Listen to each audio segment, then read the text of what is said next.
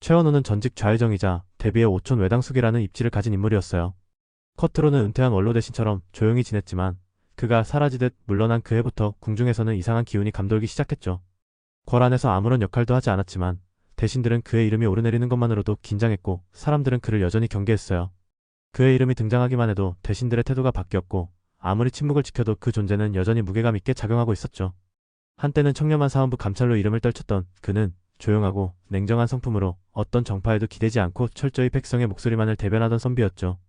그의 언행은 언제나 단정했고 그가 올리는 상소문은 늘 백성의 아픔을 먼저 담고 있었어요.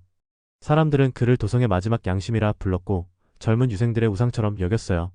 하지만 몇 해 전 그는 돌연 관직을 내려놓고 사람들의 기억 속에서 자취를 감췄어요. 관직을 내려놓은 이후 그는 낙향에 조용히 살고 있었어요.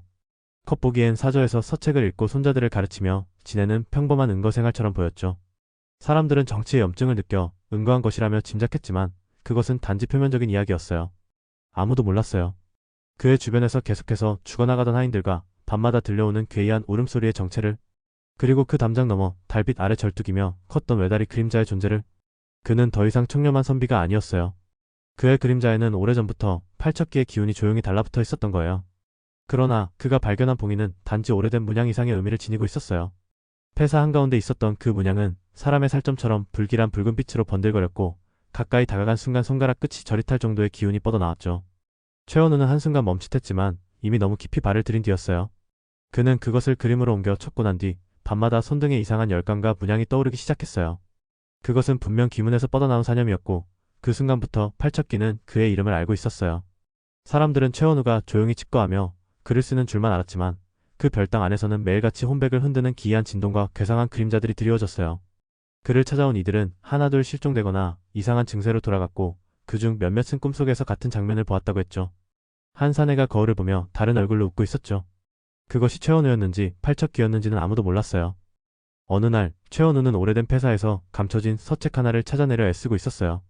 그 책은 귀문도첩이라 불리며 팔척기의 봉인 위치와 해제 조건, 귀신과 인간 사이의 혼용 관계에 관한 무속 기록이 담긴 이단의 금서였죠. 최원우는 몇 해 전 도성에 있는 오래된 서책방에 몰래 편지를 보내 이 책의 존재를 수소문해달라고 부탁했어요. 이후 그 서책방에서 관련된 문헌 일부를 수집했다는 말을 전해 들은 최원우는 다시 도성으로 돌아올 결심을 하게 된 것이었죠. 그러나 정작 도성에 돌아와 서책방을 찾았을 때 서책방 주인은 그 책의 이름조차 알지 못했고 관련 서적도 확보하지 못했다고 말했어요. 최원우는 서책방 주인에게 다시 한번 단호히 말했죠. 그 책은 반드시 필요하오. 어떤 대가를 치르더라도 꼭 찾아주시게. 그의 목소리는 낮고 조용했지만 그 안엔 절박한 의지가 서려 있었어요.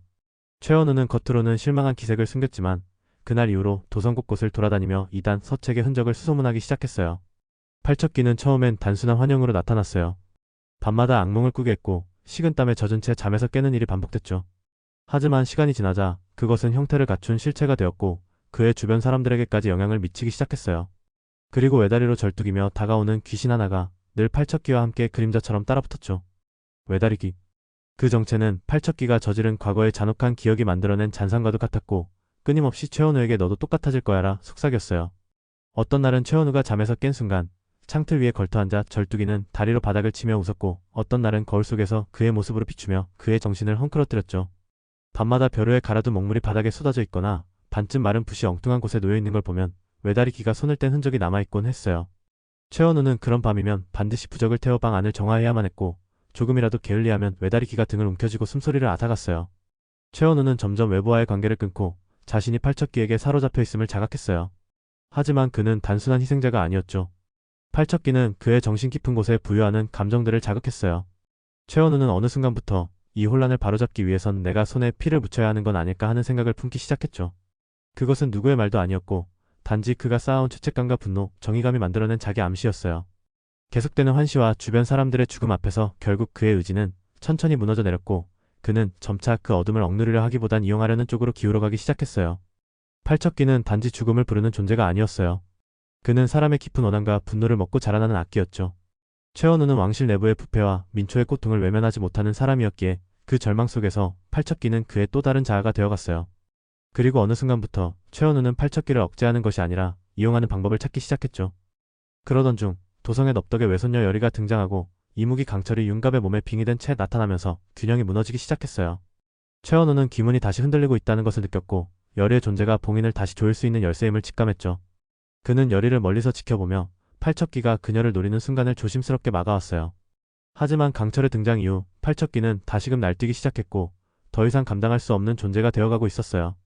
외다리기는 점점 더 자주 그의 꿈과 현실을 넘나들며 출몰했고 때로는 최원우가 기문도첩과 관련된 단편 문헌이나 부적에서 해석한 문장을 소리내어 읊을 때마다 나타나 그의 손목을 움켜쥐고 뒤틀린 목소리로 따라했어요.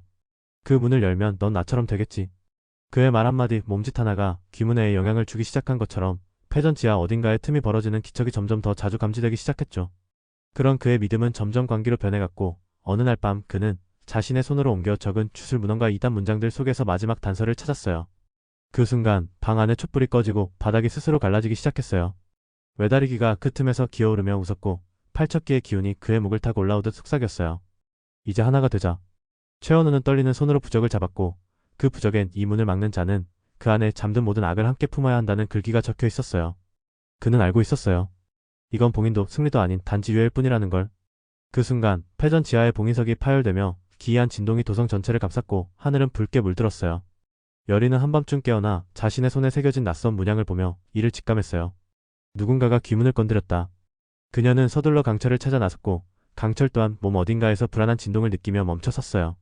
최원우는 마지막으로 자신이 수집한 2단 문헌의 일부와 손으로 정리한 주술 기록들을 품에 안고 패전으로 향했어요. 이제 되돌릴 수 없다는 걸 알면서도 그는 그 문 앞에 서서 마지막 결단을 내려야 했죠.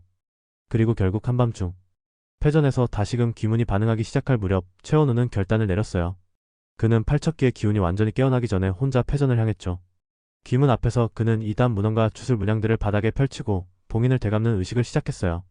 한순간 붉은 기운이 치솟고 기문이 움찔거리며 다시금 강하게 요동쳤어요. 기문 앞에서 그는 마지막으로 자신이 기록해둔 봉인 부적을 하늘로 띄우며 속삭였어요. 이 악은 다시 돌아올 것이다. 그러니 지금은 잠들어라. 그 순간 팔척기의 기운은 일시적으로 사그라졌고 기문은 마치 잠시 숨을 고르는 듯 조용해졌어요. 하늘은 다시 맑아졌고 진동은 멎었지만 대지 어딘가에는 아직도 불안정한 균열이 숨쉬고 있었어요. 한순간 귀문 틈에서 검은 기운이 피어올랐고 그것은 마치 아쉬운 듯 공중에서 맴돌다 사라졌어요. 패전 안에는 이제 아무도 없었고 귀문 앞에는 오직 한 장의 부적만이 남아 바람에 펄럭이고 있었어요. 그 부적엔 이렇게 적혀 있었죠. 누군가 이 문을 열려 한다면 그 또한 이 악을 감당할 준비가 되어 있어야 한다. 다음날 아침 최원우는 어디에도 모습을 드러내지 않았어요. 그의 사전은 마치 누군가 다녀간 듯 문이 살짝 열려 있었고 방 안에는 정리되지 않은 문헌과 타담한 부적들만이 남아 있었죠. 사람들은 그가 끝내 팔척기와 함께 사라졌다고 수군댔어요. 그날 밤 열이는 잠결에 무언가 자신을 부르는 듯한 낮고 따스한 기운을 느꼈어요. 그것은 말이 아닌 울림이었고 누군가의 조용한 의지가 키 끝에 닿은 듯했죠. 그 아이들은 지켜야 해. 나처럼 되지 않게. 열이는 눈을 떴지만 아무도 없었고 그 말의 주인을 끝내 확인할 수는 없었어요. 하지만 그 목소리는 그녀 마음속 깊은 곳에 새겨졌고 이상하게도 따스하면서도 아릿한 슬픔을 남겼죠. 팔척기는 사라진 것이 아니라 또 다른 몸 어딘가에 숨어들었을 뿐이었어요. 외다리기 또한 자취를 감췄지만 여전히 기문이 다시 열릴 날을 조용히 기다리고 있는 듯했죠. 패전 지하 봉인석 뒤편의 균열은 아직 완전히 닫히지 않았고 그 틈새에선 아주 미세한 숨소리 같은 기척이 끊이지 않았어요. 열이는 그것이 끝이 아님을 직감하고 있었어요. 다음 기문이 열린 날 어둠은 다시 모습을 드러낼지도 모른다는 것을요. 다만 또 다른 몸속에 숨었을 뿐. 외다리기도 모두 기문이 다시 열릴 날을 기다리는 듯 조용히 사라졌어요. 그리고 열이는 알고 있었어요. 다음 기문이 열린 날 그 실체가 다시 드러나게 될 거란 걸요. 구독과 좋아요 눌러주세요. 감사합니다.